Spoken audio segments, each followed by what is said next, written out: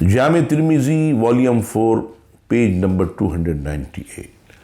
حدیث شریف نمبر 366،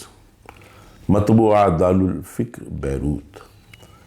جناب رسول اللہ صلی اللہ تعالی علیہ وسلم نے ارشاد فرمایا، بڑی خوبصورت دعا ہے میرے مسلمانوں۔ یہ جو لوگ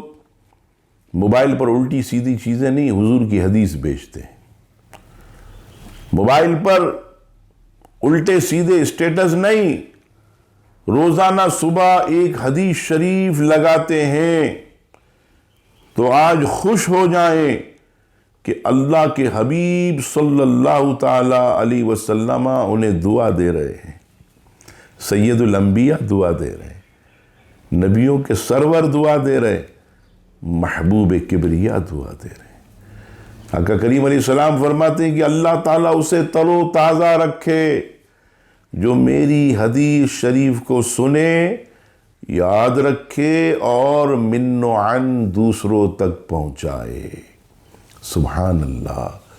میرے مسلمانوں، جتنا ہو سکے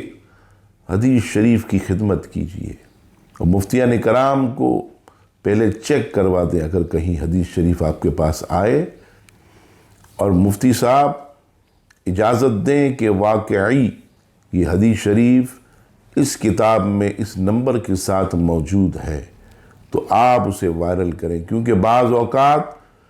ایسی من گڑت باتیں جن کو حدیث کا نام لے کر، قول رسول کا نام لے کر موبائل پہ وائرل کیا جاتا، جیسے ابھی ماہ رمضان آئے گا تو لوگ کہیں گے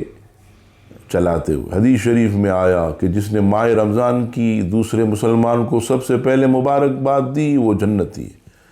اسے خوشخبری ملے گی۔ ایسی باتوں پر یقین نہ کریں۔ علماء حق کا اور مفتی، خاص مفتی صاحب سے پوچھیں، اور اجازت لینے کے بعد حدیث شریف یا کوئی بھی ایسی مذہبی بات ہو اسے وائرل کریں۔